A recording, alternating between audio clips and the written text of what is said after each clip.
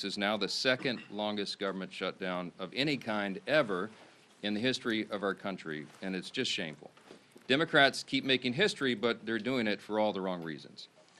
The contrast is the split screen, and I've referenced that at this podium a few times already, but I just think it's an important thing to point out, because that contrast between the two parties grows more glaring with each passing day, and you can look at all the evidence for yourself. There is, of course, a literal split screen every day. You've got Republicans and Democrats out all over the airwaves, burning them up, speaking directly to the American people. But you'll note that there's a key difference between the messages of the two sides. The Republicans are all repeating the same simple truth, and that is why that message is resonating with the American people, and that's what the polling indicates. At the same time, on the other side, the Democrats are doing their very best to obscure and create distractions from that simple truth. So the reason that we find it important to come out here every day and repeat again the same simple truth is because they're trying so hard to cover that up. But there's also a figurative split screen. There's a literal one, but it's figurative as well. And I just wanted to spend a moment this morning and talk with you about that. On one side, you have the Republican Party, the party that controls the White House, the Senate, and the House. We call that unified government. It's the party that won the popular vote in every single swing state and made deep inroads with voters new to the Republican base. And we received that mandate gratefully, and we went immediately to work. So since the election in November, just in the last 9.5 months of this Congress, which began in January, Republicans have delivered incredible results for the American people. And we could stand up here and spend an hour going through just the bullet points and highlights of all that, but we put a few on the handy chart over here. But just think of what's been accomplished in the last 9.5 months. A couple of things listed here. We passed the historic Working Families Tax Cut, one of the most landmark pieces of legislation ever passed by the U.S. Congress for the benefit of the American people. We slashed taxes for hardworking Americans, geared for the lower and middle class earners who needed that assistance. We cut hundreds of billions of dollars in fraud, waste, and abuse from government. We solved the border crisis. We are working now to solve the crime crisis in major cities around America. We strengthened Medicaid. We improved health care access, and we lowered premiums with our legislation. We have restored peace through strength, thanks be to God, and we are ending wars around the globe. And we've restored common sense to a government that sorely needed it. That's part of the mandate that was given to us by the American people in the fall. And most recently, we did our jobs, and we passed a clean, nonpartisan CR to keep the government open for the people. Now look on the other side of that figurative split screen as demonstrated here. The lights are out. It's all dark. Why? Because what the Democrats have accomplished in 9.5 months is a government shutdown. A couple other things sort of related to that. You know, they have made a lot of TikTok videos. We give them credit for that. They've also assaulted law enforcement officers. One of them's on trial for that. They've openly embraced and rallied with communists and socialists, most recently across the country on Saturday. They voted to raise taxes on millions of hardworking Americans at the worst possible time. They have voted against reducing fraud, waste, and abuse in government, and they have now voted, collectively, Democrats in Congress have voted 12 times to keep the government closed down. But it doesn't stop there. The Democrat shutdown is a glaring example of just how far the Democratic Party has strayed from common sense. Remember the simple truth here. It was over a month ago now that we passed, the Republicans passed the clean, short-term, continuing resolution. It's nonpartisan. No gimmicks, no tricks, no riders, no partisan Republican policy priorities added to that. It's 24 pages in length, as we've discussed so many times, and it is very, very simple. Why? Because it was a very simple good faith effort on our part to preserve our ability to keep negotiating on the full year funding bills and, of course, the other big issues facing the American people. So we wanted to keep the lights on. But what did the Democrats do? Instead of receiving that, voting for it as they have always done in the past, they broke from history and they rejected that.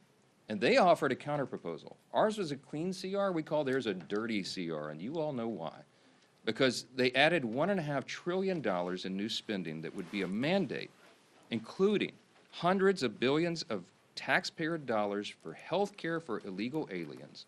Go to page 57, section 2141 of what they filed. They want to restore funding for left-wing pet projects in foreign countries. And I've given you a list of some of the crazy things that they would include in that.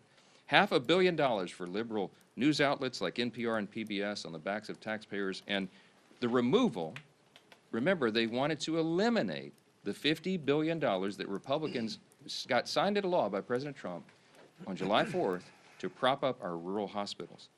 And here's the kicker. The Democrats can't even agree on what they want right now. If you polled congressional Democrats on what it would take to reopen the government, you would not get a uniform answer. Every reporter in the room, by the way, should be asking them that question. Democrats put together this haphazard grab bag of crazy leftist policy proposals when they knew that it would not be agreed upon, and they knew that it was clear that Republicans were working to do the responsible thing and offer a clean CR to fund the government. That's our most basic job here. In their desperation now, they're trying their very best to somehow blame Republicans for the forthcoming health care crisis that they themselves created. By way of just very quick review, for the record, because they're trying to obscure this as well. Let's remember the true origins of the boondoggle that is American health care under Obamacare. Democrats wrote that bill. They passed it into law without a single Republican vote. During the COVID pandemic, Democrats created temporary Obamacare credits, again, without a single Republican vote. Democrats then voted to extend those credits. They set the expiration date on it. And then when they held the majority in the Senate, it was Democrats who chose not to extend those credits beyond this year. Now, as we approach their own self-imposed expiration date, now they are breathlessly insisting to you, and on all the interviews, that somehow it's a Republican crisis. Give me a break. The facts are the facts. We are up here saying, sharing the simple facts and truth. And as John Adams said, facts are stubborn things. Democrats are the ones who manufactured this entire situation without a single Republican vote, and now, when the chickens are coming back home to roost, they're trying to blame the other team. It is utter nonsense, and you should call them on it. That's the job of the press, and continue to do that every single time. Clearly, this is a complicated issue, this whole healthcare subsidy thing, and there's hundreds of different views on it, as I've explained.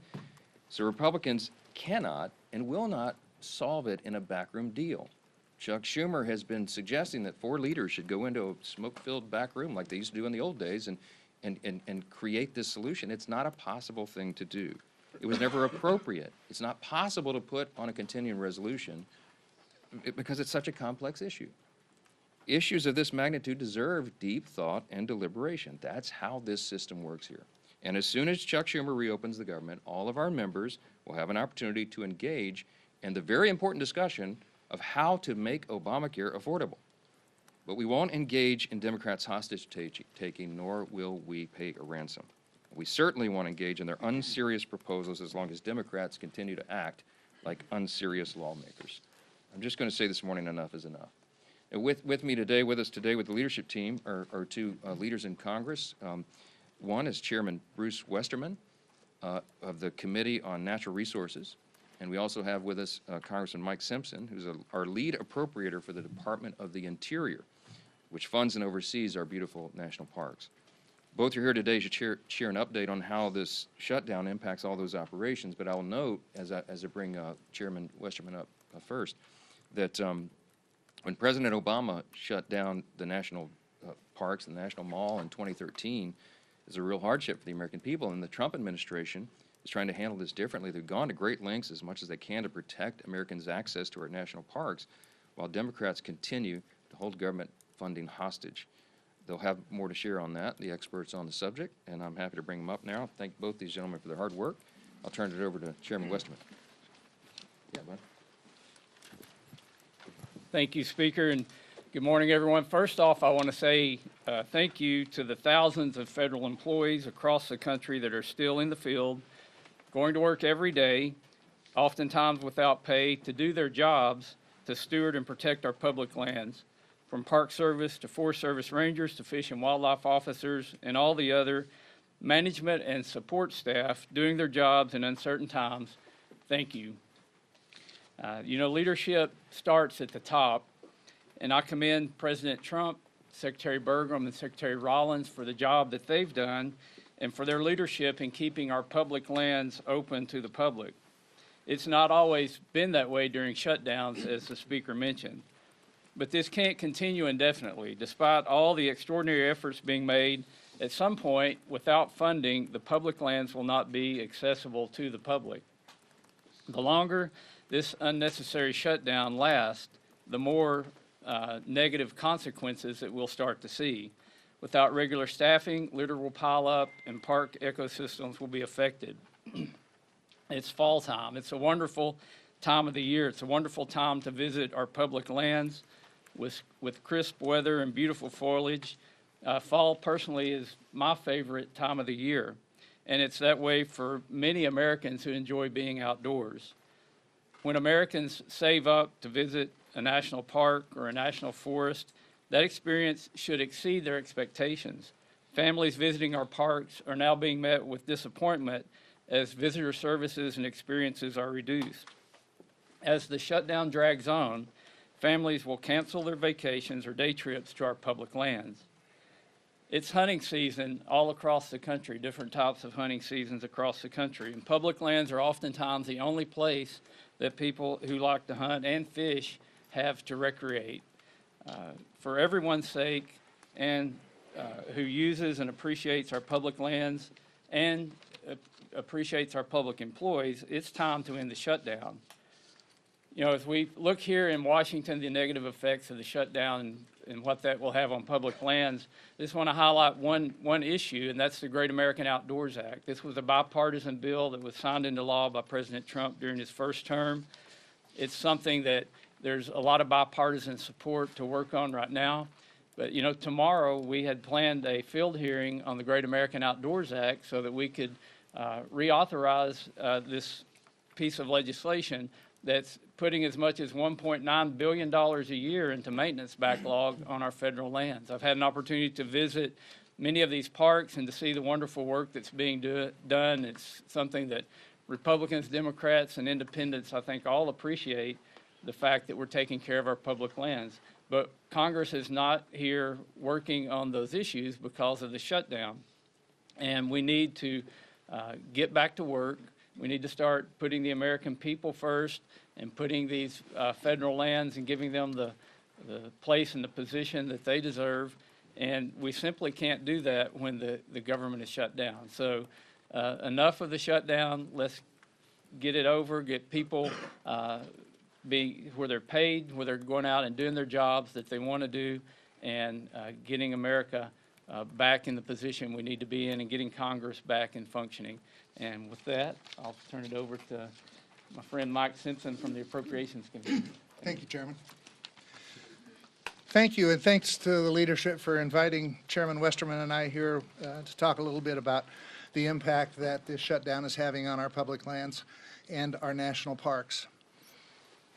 I couldn't agree more with House leadership, their position on this shutdown. House Republicans, as you are well aware, did not shut the government down. We voted to open the government and not shut it down. It's the House Democrats that and the Senate Democrats that are voting to shut the government down and keep it shut. We gave them exactly what they wanted. We gave them a clean CR, no gimmicks, no policy riders, short term. There were people who wanted this to go on until January or February. They wanted a short term. That's exactly what they got. And then surprisingly, they reversed themselves and voted against it. This shutdown is causing and potentially causing even more damage for the American people. While the Democrats in their press conferences say how much they care about the American people, that they're fighting for the American people, when you look at the impacts of what they're doing, clearly the evidence is the reverse of that. They don't really care about the American people. What they care about is keeping their leadership positions, and that's exactly what's happening. They say that they care about federal employees.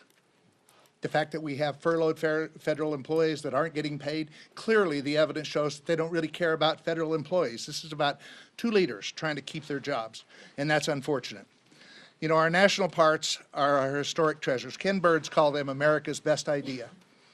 The Park Service goes to great lengths to protect our resources, and the park police provide critical safety measures for our visitors in our national parks. Under the Democrats' shutdown, the lack of funding for staff and maintenance projects could cause irreparable damage to these national parks. Some people say, well, it's the end of the year. Most of the national parks are visited during the summer. Last year, we had 331 million people visit our national parks. They are truly America's best idea, in my view. In October of last year, we had 28 million people visit our national parks. 28 million. In just October. I agree with Chairman Westerman. I think it's the best time of year to visit our national parks with the colors changing, warm days, cool nights, all that kind of stuff. I love Yellowstone in October and actually in November when you get there and you see the first snowfall and a few things like that. It's a great time to visit our national parks. But we have families who have been planning to visit our national parks for years sometimes, putting aside the resources, that are now canceling their visit to our national parks because of this shutdown and the impact that it could potentially have on their vacations. Unfortunately, that's very damaging. We know many people who are canceling their trips.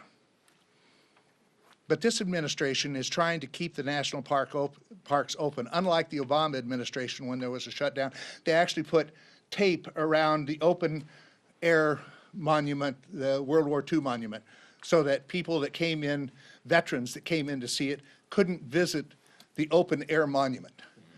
They tried to make it as painful as possible. This administration is trying to do just the reverse. They're trying to keep the parks open, they're trying to keep our public lands open, and trying to make it as least painful as possible. But it's going to get more and more painful as time goes on. I applaud this administration for their efforts to mitigate the impacts that this is going to have on our national parks. As I said, 28 million Americans visited our national parks in October, 24 million in November. So they're used all year long, whether it's just the great parks out in the west, Yellowstone and Glacier and Yosemite and Grand Canyon, or whether it's the Everglades in Florida or Arcadia in Maine. These national parks are a treasure to America, and our Americans love them. There's one other thing I would like to say. You've all heard us as appropriators, and actually as all Republicans have said, we need to get back to regular order. You all know what that means. What it means for those listening is that we pass bills, individual bills, we bring them to the floor, we go through the amendment process, we go to conference, and then we bring a conference report back between us and the Senate. This leadership team, we haven't done that for about 15 to 20 years. This leadership team that you see behind me has moved us in that direction more than any team I've seen ever. We are actually ready to go to conference with 3 bills right now that have passed the House. The Speaker plans on bringing, and the Majority Leader plan on bringing up the rest of the appropriation bills and trying to get back to regular order. You can't do that overnight. It takes some time. But they have moved us in that direction, and we will get back to doing it the way that it should be done, where we do individual bills, we conference them with the Senate, we bring them back to pass them. So I applaud this leadership team and the efforts that they're making, but we can't do it while the government is shut down. We need to open this government back up, and yes, there are many other issues that need to be debated and worked on. We can't work on those. As Westerman said, Chairman Westerman, can't have hearings and that type of stuff when we're shut down. So we need to change that. We need to open this government back up, get rid of this stupid Schumer shutdown, the 3 S's, I guess, and let us do our job. That's why we're here. I get a kick out of listening to the press conference from some of my senators saying, well, the House has been on vacation for a month. This is not what I call a vacation. If they think showing up once a day and casting 1 vote is work, they need to come over to the House side and see what we're doing. We're working with our constituents, we're out talking to people, and we're back in Washington doing our job too. So we'll continue to do our job, end this stupid Schumer shutdown, and let us do our job. And now I'd turn it over to the great Majority Leader of the House, Steve Scalise. Thanks. Thank you, Chairman Simpson. Preach it. Appreciate as well Chairman Westerman and the work that these great chairmen continue to do to try to keep government functioning as best as possible in the midst of very difficult circumstances that Democrats themselves created. I do think it's important, as we're at this point, that we look back over the last 9 months and really look at the difference between the two parties in Washington. And Speaker Johnson laid a lot of this out. You can see the poster. But just think about what happens every day here. Republicans wake up every day working with President Trump to try to get this country moving forward, to address and fix problems that frankly were created by Democrats. And what does the Democrat Party do every single day? Every day they wake up and just see what President Trump is doing and find a way to oppose it. Doesn't matter what he wants to do. President Trump came into office day one, said he's going to secure America's border, was actually elected on it overwhelmingly. 80% of the American people agreed with President Trump and House and Senate Republicans who said that should be a priority. And we actually set course to do that. And we have done just that, secured America's border. And what did Democrats do every step of the way? They said no. They voted no to secure the border. President Trump said, we're going to try to get our economy back on track. We're going to stabilize the tax code so that no American family has a tax increase. Every American family was facing, on most cases, a 30+% tax increase. President Trump said no family deserves that. Let's stabilize the tax code and have no tax on tips, no tax on overtime, so blue-collar workers can actually have more money in their pockets and empower them to do more for their families. President Trump said that. We agreed. What did every Democrat in Washington say? No. They didn't just say no. They all voted no to that. President Trump said we ought to produce more energy in America. Chairman Westerman was at the heart of a lot of those policies. You actually had to change policy to do it. So Congress and President Trump worked together to lower prices at the pump. Every American family today is benefiting from those great policies because they're paying less when they fill up their car every single day. And you would think, gee whiz, that would be a good area where all people in Washington, Republicans and Democrats, come together. But because President Trump said yes, what did every Democrat say? No. Every Democrat voted no to lower your energy costs, just because President Trump said he was going to do it. President Trump also said, I'm going to do something that no president in decades had done, and that is modernize our air traffic control system. It seemed like at least once a month at some airport in America, big, medium, small, there was a near miss where an airplane almost ran into another airplane. In some cases, did tap or run into another airplane. And it was happening because our air traffic control system is still based on 1980s technology. I was actually a student of computer science and learned how to program computers in the 1980s when we had floppy drive disks. You have to Google what that is today because we don't even have them anymore, except where? At all of our major airports across America. LaGuardia running on floppy disks from the 1980s. And President Trump said, we ought to do something about that. We ought to fix it. How about we modernize our air traffic control system? Now, this isn't a new idea. You would say, well, gee whiz, why wasn't that done in the 90s, in the 2000s? For goodness sake, the computing technology on this iPhone is more modern and capability and competently technologically advanced than what a lot of our air traffic control systems are using, except it costs money. It costs billions of dollars. And so previous presidents, Republican and Democrat alike, just didn't have the time or the priority to find the money to go modernize that system. And so some days flights across America would get canceled.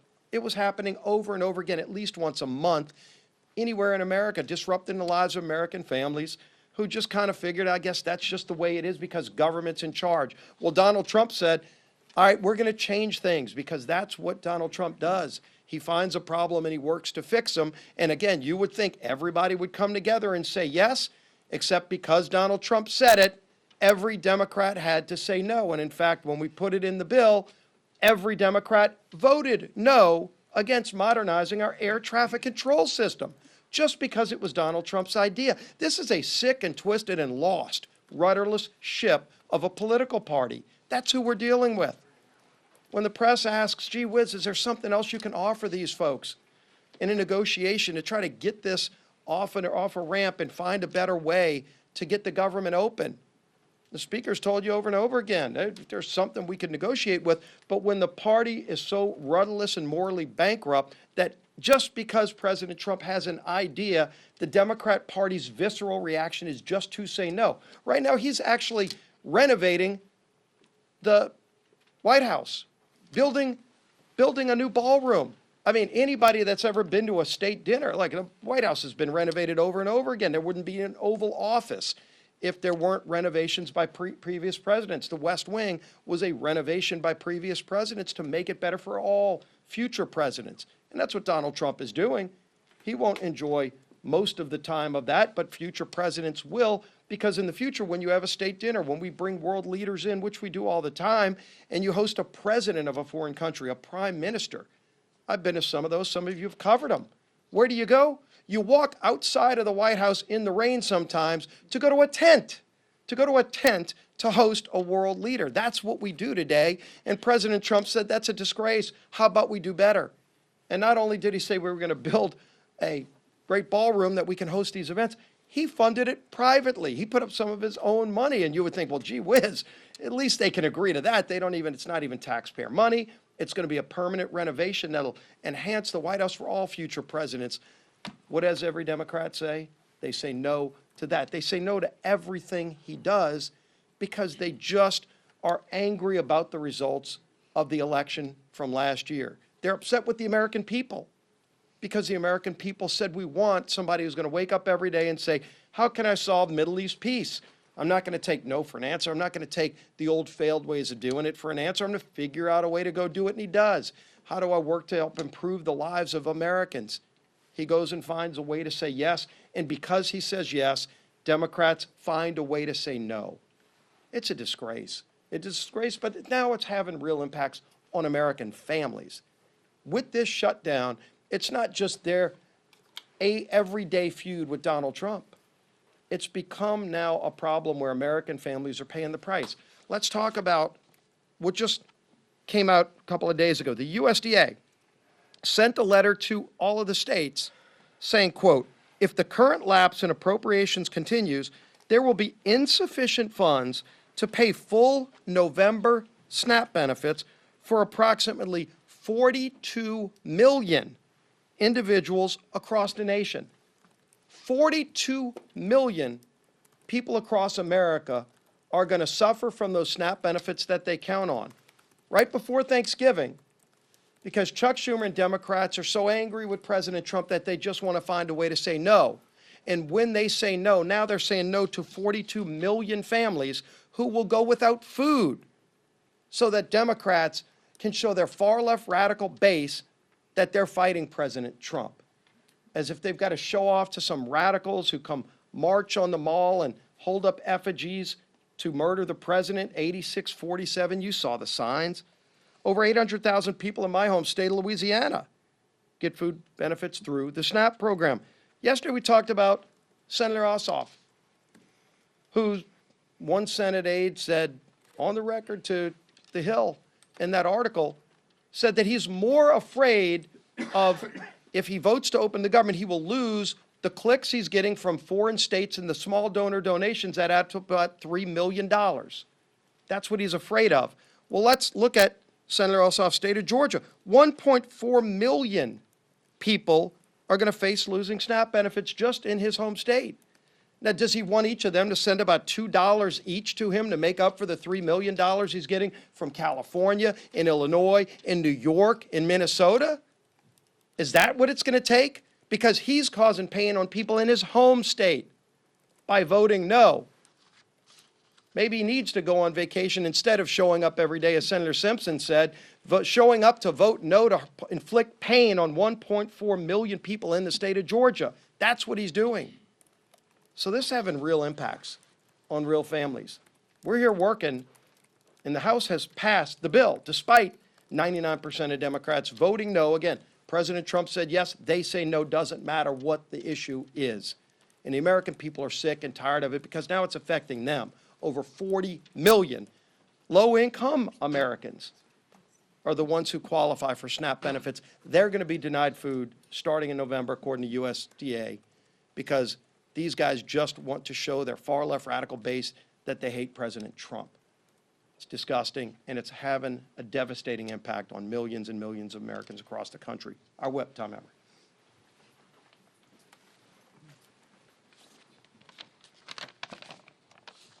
Well, Democrats have voted 12 times to shut the government down. 12 times. And now they're refusing to support legislation that would help alleviate some of the pain they've inflicted on the American people as a result.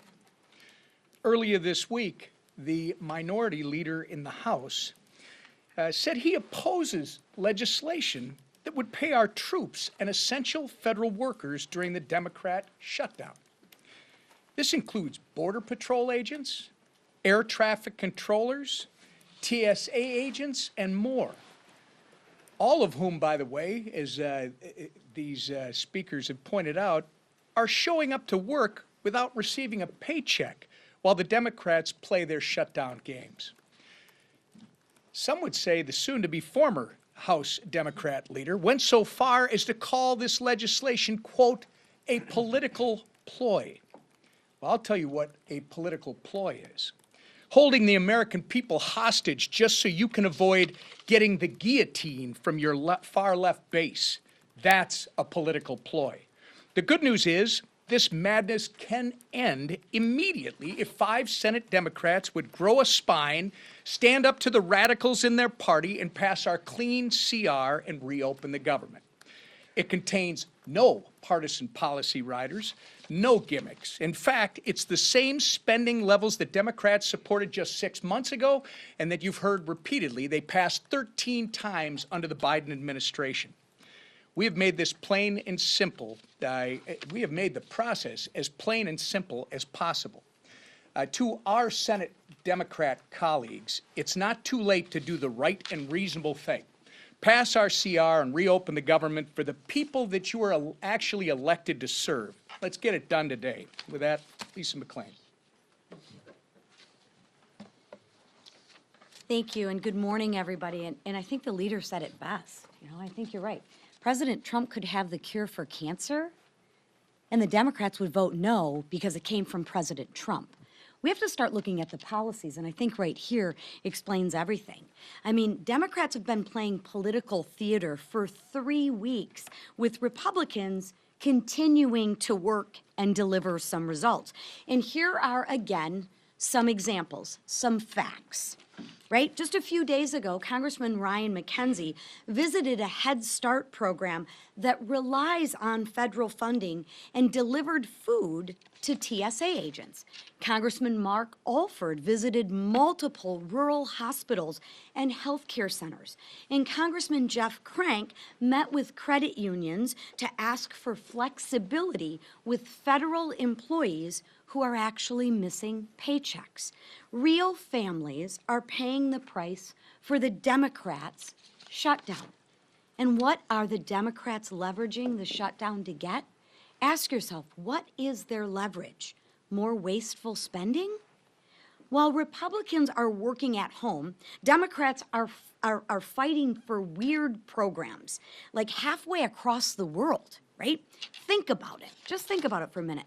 They're sacrificing Head Start right down your street to produce Iraq Sesame Street. So they'd rather spend money on Iraqi Sesame Street than fund your Head Start programs. But President Trump is, the bad guy for putting America first. Scratch your head on that one. They're risking the safety of American skies for LGBTQI programs in the Balkans, right? Putting the Balkans over the safety of our skies. They're jeopardizing millions of paychecks to Americans to support woke programs in Honduras, Zimbabwe, Mexico, Venezuela, and Lebanon. Okay. I don't know about you, but I think that is absolutely shameful. Let me be clear. A shutdown should never be used as leverage for more wasteful spending, and especially when that spending isn't here on American soil. But that's what Schumer's dirty deal is doing. You heard me talking about it the other day. And you heard our speaker talk about it, the split screen, clean CR to work for the American people, Schumer's dirty deal CR to work for everybody but the American people. Wasteful spending at the expense of American people is not what this shutdown is about. But I want to let the American people know, Republicans will not cave to Schumer's dirty deal. We will not cave to their wasteful spending. We will hold the line, and we will. I promise you, we will continue to work for the men and women and families who serve, protect, and build our great nation. Thank you. Questions? Chad, go ahead. Good morning, thank you. Sir. Can you characterize some of the dissonance inside your conference about the strategies that Republicans have? There was some criticism on the call yesterday saying that this shutdown strategy is old and Republicans need to have a new tack. That was the word that was used. There was one member of the Republican conference. These are supposed to be, confidential off-the-record calls among colleagues, but some of you guys listen in, and I make a pleading at the beginning of every call that you wouldn't do that and wouldn't characterize it, but whoever the leak is, whatever. Beth Van Dyne was quoted. Beth is a dear friend. We've had lots of conversations about this. She was not complaining. It was not dissonance, Chad. She was pointing out that we have a lot of important work to do before the end of the year, and it was a very pleasant, constructive comment about strategy. You all have heard me say from the podium a few times, we're not pursuing a political strategy here. We're not. We're just simply trying to get the government open, and that's why the nonpartisan clean CR was the obvious vehicle to do that. And so we're not making political calculations here. We're making calculations on behalf of the American people. How can we get the government operating as soon as possible so they can get all these vital services and paychecks restored? And that's what this is about. So, I mean, if you called each individual House Republican right now, we're almost 100%, probably 99.8%, okay, of every House Republican understands exactly why we're in the situation we're in. Are we all anxious to get back to work here for regular legislative session? Absolutely. And she wanted the House to come back with the session. No, that's not what she said. If you had listened in directly on the phone, you would know. You can ask her about it. No, she said the message is feeling old, and I said, you know what, Beth, you're right, because we come out here and say the same thing over and over every day, but there is a method to that madness, because as I explained in my comments here, we have to repeat the simple truth over and over. Why? Because the Democrats are in an all-out assault on the truth. They're trying to obscure and distract, and you see all the different shiny objects they're trying to make everyone look at every day. I will tell you that the best evidence I have for you this morning, so that you know that the Democrats caused this shutdown, is because if the Republicans were responsible for this shutdown, that would lead the news in every mainstream media outlet every single night. It would be top fold of every newspaper on the front page every single day. Some of the mainstream media outlets aren't even covering it right now. Why? Because they're trying to give cover to the Democrats who have caused this. I mean, look, everybody knows the facts. The American people are not stupid. And we're in here every day appealing to their common sense and relaying the facts. And thankfully, those facts are saturated. Mr. Yes. Speaker, Yes. I do want to point out that the shutdown's led the Today Show for about the last 2 weeks. Oh, good, thank you for that. Okay, thank you, Today Show. Thank you. Make sure you're clear about Thank that. Secondarily, some of your Republican colleagues have raised concerns about the Trump administration opening up the market to Argentinian beef farmers, saying that it could prioritize them over American beef farmers. What do you say to your Republican colleagues about that move by the administration, and what are you doing as a Republican Congress to help American farmers, beef farmers in particular? Well, we're doing a lot of work. We had some discussion on that yesterday, and I don't know the latest developments, but I can tell you there have been some over the last 24 hours. Harriet Hageman is one of the members of Congress from Wyoming, and she has lots of cattle ranchers and was articulating some of their thoughts and ideas, and she was connected to USTR and to the White House, and they're having those thoughtful discussions. The White House doesn't want any unintended consequences. What they're trying to do is improve the lives of everyday Americans, make our economy work again, and make sure that we are treated fairly by trading partners around the world. And there's lots of complications and a lot of moving parts when you're talking about trade agreements, renegotiating old trade agreements between, over 100 nations all at once. But they've done an extraordinary job, and they're working to fine-tune all those details, and you'd have to direct specific questions about it to the White House, because I don't really know. Yes, ma'am. Leader Thune said it's time for the House to start thinking about coming back and passing a longer-term CR. How long should the next CR go until, and would you be open to a year-long CR? No, I'm not sure that's what he said. I mean, he and I visited yesterday for about an hour, and Leader Thune and I are 100% aligned on all of this, as we are with the president. In fact, Leader Thune and I spent some time with the president on the phone yesterday about all this, and I was with the president in the White House the night before for a couple of hours. What we're talking about is that obviously the calendar is being eaten up by all this political nonsense by the Democrats. And I used the word, it's getting a little dicey in here yesterday. Some of you quoted, Chad quoted me, I saw it this morning. I don't know how else to describe it. Look, we're running out of time to do very important, necessary things. And as Mike Simpson, Chairman Simpson pointed out here earlier, as one of the lead appropriators, chairman of one of those subcommittees, he noted that the date of November 21 was decided upon by the experts in the field, the appropriators themselves, in a bipartisan agreement. They agreed they needed 7 more weeks. Some people, as Chairman Simpson noted, some people wanted the CR to go all the way into the middle of next year, and there was all sorts of varying opinions. But the Republicans and Democrats on the Appropriations Committee came together and agreed on that appropriate date, but it was calculated to allow enough time to finish the job. I think all of them, when they decided upon that date, were in good faith, and they said, and the Democrats said to us, please make it clean. Please don't add Republican priorities, because then we can get the job done. We did exactly that. We have been in good faith every single day on this, and they are eating up the clock. So we're getting closer to November. It is going to be more and more difficult with each passing hour to get all the appropriations done on time. We acknowledge that, but we have to decide this on a day-by-day basis. Last question. Yes, ma'am. Second row, right here. Yeah. How comfortable are you with the president apparently seeking $230 million from the Department of Justice? I don't know the details about that. I've just read it. I didn't talk with him about that. I know that he believes he's owed that reimbursement. What I heard yesterday was if he receives it, he was going to consider giving it to charity. I mean, he doesn't need those proceeds, but we're for the rule of law. We're for what is just and right. And it's just absurd that, I mean, as has been noted here several times this morning, they attack him for everything he does. It doesn't matter what it is. This whole dust-up about the White House, just by way of quick review, because I'm an amateur historian, you'll understand, the White House has been renovated many times over the years, you understand. I mean, it was built between 1792 and 1800, right? The British burned it down practically in 1814, and then they rebuilt it in the early 1820s. And ever since, like, we've had many presidents renovate and add things to the White House. Teddy Roosevelt built the whole West Wing. Who was it? FDR, Taft, I think, added the Oval Office. FDR made additions. I mean, Truman put ripped everything up to put a bowling alley in. FDR had added the swimming pool, I think. Barack Obama added a basketball court. President Trump's going to add the greatest improvement to the White House in the history of the building since it was originally constructed in 1800. The ballroom is going to be glorious. It's going to be used for everybody. And by the way, hey, Democrats, if you win the White House back, you get to use it too. This is for the American people, and he's using private funds to do it. How in the world could they oppose that? The only reason, the only logical reason is because they have Trump derangement syndrome, and that's what explains a lot of this. 2 things.